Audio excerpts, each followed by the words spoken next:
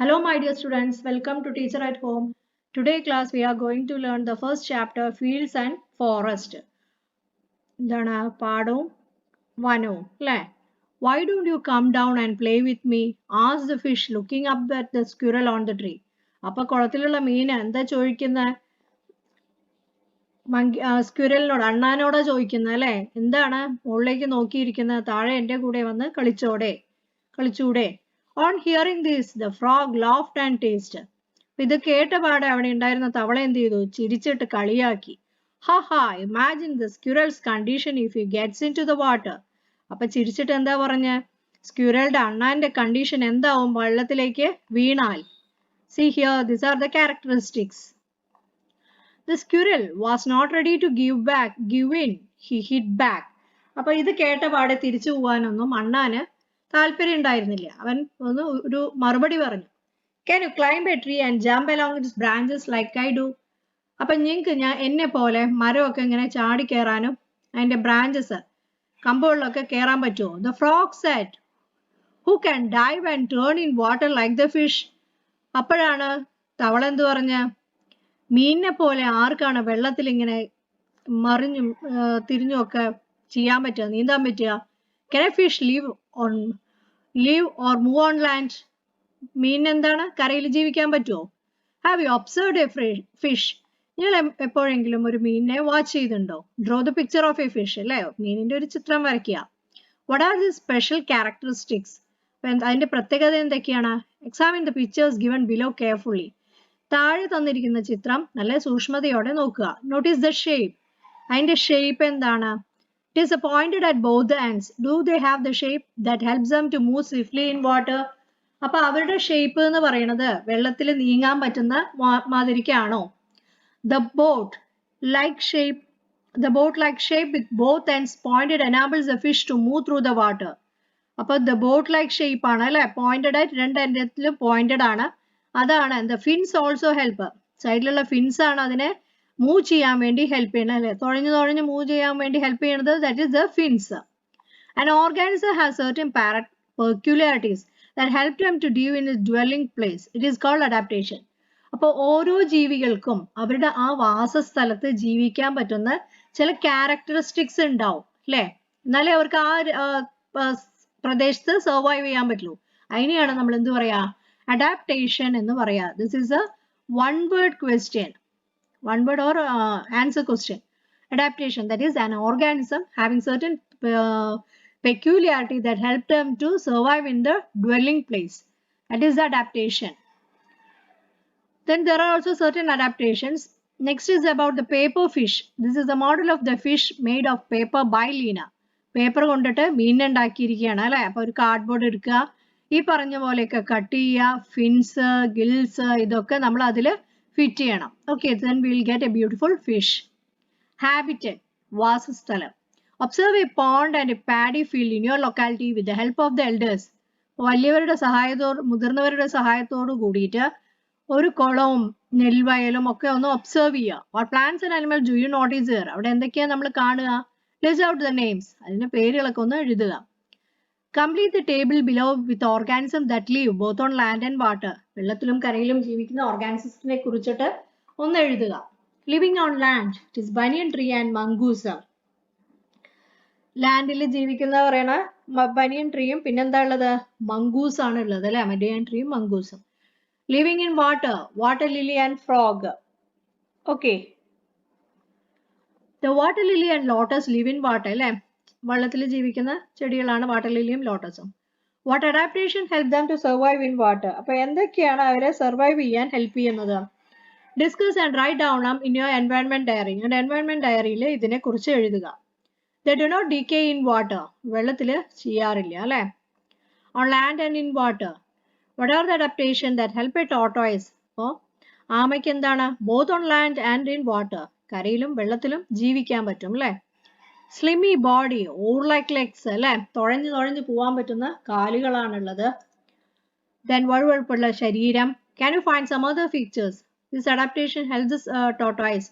ഈ features ആണ് ആമേനെ വെള്ളത്തിലും കരയിലും ജീവിക്കാൻ ഹെൽപ്പ് ചെയ്യുന്നത് What other features do you know about the adaptations to live both on land and water. The duck, its flattened leg and the flat beak help to survive in water and also in land. അല്ലേ വെള്ളത്തിലും കരയിലും ജീവിക്കാൻ പറ്റും. Crocodile, it is having also the same. അല്ലേ ആമയെ പോലെ തന്നെ അതിൻ്റെ കാലുകൾ തുഴയാൻ ഹെൽപ്പ് ചെയ്യും.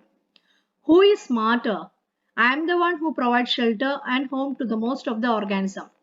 അപ്പോൾ മിക്ക ജന്തുക്കൾക്കും ഞാൻ തന്നെയാണ് എന്ത് ഷെൽട്ടർ തണല് പ്രൊവൈഡ് ചെയ്യുന്നത്. മരമാണിത് പറയുന്നത് അല്ലേ. Boosted the grand old banyan tree. പഴകിയ ഒരു ആൽമരമാണിത് പറയുന്നത്. അപ്പോൾ really why don't you look around carefully? അപ്പോഴാണ് ഇതൊരു ഒച്ച കേൾക്കുന്നത്. നീ ഒന്ന് ചുറ്റുപാടൊന്ന് നോക്കിയേ. Almost all organism live in me. ഒരുവിധം എല്ലാ ജീവജാലങ്ങളും എൻ്റെ ഇതിലാണ്, എൻ്റെ അടുത്താണ് ജീവിക്കുന്നത്. In fact if you even you granary banyan dwell in me claim the soil. അപ്പോൾ ഇത് കേട്ടപാടെ മണ്ണെന്താ പറഞ്ഞത്? ഇത്രമാത്രം അഹങ്കരിക്കേണ്ട, കാരണം എന്നിലാണ് എല്ലാ ജീവജാലങ്ങളും ജീവിക്കുന്നത്. Even in the banyan tree it is in the soil. അല്ലേ? Name some organisms which live in the soil. Many organisms live on rock too. അല്ലേ? എന്തിനാ? കല്ലിലും ജീവിക്കുന്നുണ്ട്. Snake, grass, etcetera.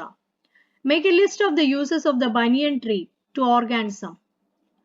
Banyan tree, it provides shade to the organisms, fresh air, shelter to the birds, and home to the birds. And also provides oxygen. There are several organisms living in and around ponds, trees, and fields. These organisms need air, water, soil, and sunlight. Air, water, soil, and sunlight. Plant and animals help each other to survive. Plants and animals സഹായിക്കും അല്ലെ, പരസ്പരം സഹായിക്കും. Living and non-living things depend on each other. Livingും non-living എന്താണ്? പരസ്പരം ഒന്നിനെ ആശ്രയിച്ചാണ് ഇരിക്കുന്നത്. Can human beings live without air and water? It's not possible to live. അല്ലേ?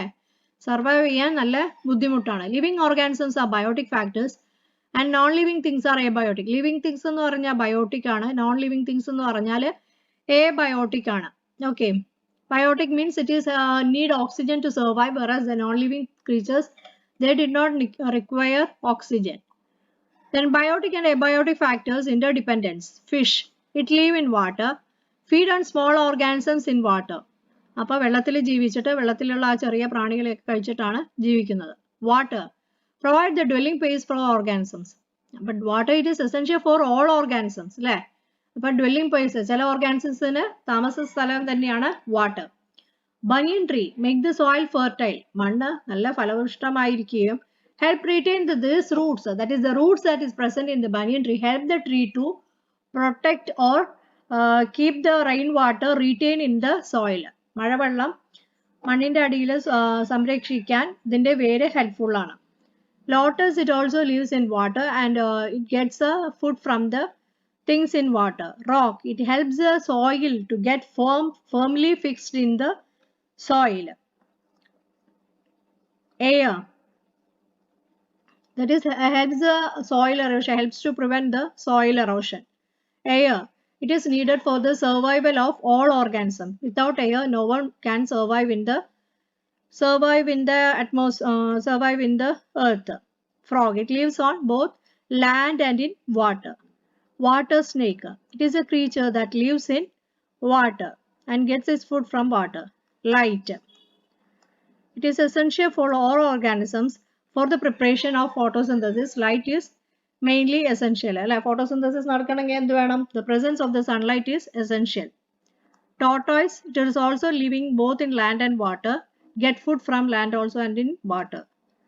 Soil, without soil, no creatures can survive on the earth, because soil is a thing that helps to fix everything in the nature. Examine the table and record the general fact that you find out. You can see the living and non-living things in an area dependent on each other. And an ecosystem includes a mutual dependent of. അപ്പോൾ ecosystem എന്ന് പറഞ്ഞാൽ എന്താണ്? ബയോട്ടിക്കും abiotic ഫാക്ടേഴ്സും രണ്ടും കൂടിയിട്ടുള്ളതാണ് ecosystem. How beautiful is the forest? Why is it beautiful? Because it contains all the creatures, including the big, small, water creatures and everything, plants, trees, everything. So many diverse organisms like huge trees, tiny plants and animals, birds, insects and many others live in the forest. So many diverse organisms like a huge tree, tiny plants, animals, birds, insects and many other lives in the forest. അപ്പോൾ പലതരത്തിലുള്ള creatures ഏതൊക്കെയാ? വലിയ മരങ്ങള്, ചെറിയ ചെടികള്, മൃഗങ്ങള്, പക്ഷികള്, പ്രാണികള് അല്ലെ, എല്ലാവരും ഫോറസ്റ്റിൽ, കാട്ടിൽ, വനത്തിൽ ജീവിക്കാറുണ്ട്. Butterflies and streams provide charm to the forest. അപ്പൊ എല്ലാ ഭാഗത്തും എന്താണ്, ഈ പൂമ്പാറ്റകൾ പാറിപ്പാറി നടക്കുന്നു അല്ലെ. അപ്പൊ കാടിന് തന്നെ അതൊരു നല്ല ഒരു മനോഹര കാഴ്ചയുണ്ടാക്കും. The forest is indeed a world of wonder. വനം എന്ന് പറയുന്നത് തന്നെ ഒരു അതിശയത്തിന്റെ ഒരു റോഡമാണ് അല്ലെ. How is a forest which is rich in with life useful to us and other organism. Forest എന്ന് പറഞ്ഞാൽ എന്താ? വനമാണ്. അത് ഇങ്ങനെയാണ് മറ്റുള്ളവർക്ക് ഉപകാരമാണത്. Discuss with your friends and prepare. നമ്മൾ ഫ്രണ്ട്സായിട്ട് ഡിസ്കസ് ചെയ്തിട്ട് ഒരു നോട്ട് പ്രിപ്പയർ ചെയ്യുക. Stream and rivers emerge from forest അല്ലെ. പുഴയും അരുവിയും ഒക്കെ എന്താണ്? ഫോറസ്റ്റിൽ നിന്ന് ഉത്ഭവിക്കുകയോ വനത്തിൽ നിന്ന് ഉത്ഭവിക്കുന്നവയാണ്. Forest is a habitat of diverse living things. അപ്പൊ എല്ലാ ജീവജാലങ്ങളുടെയും ഒരു കേന്ദ്രം തന്നെയാണ് എന്ത്? വാസസ്ഥലം തന്നെയാണ് എന്ത്? കാട് എന്ന് പറയുന്നത് അല്ലെ, വനം. It is very important to preserve the forest and ecosystem with the diversity for sustaining life on earth. അതായത് ഫോറസ്റ്റിനെ പ്രിസർവ് ചെയ്യാം എന്നുള്ളതും എന്താണ്? ജീവൻ നിലനിൽക്കുന്നതിനുള്ള ഏറ്റവും അത്യാവശ്യമായ ഒരു കാര്യമാണ്. Have you notice the different ecosystems?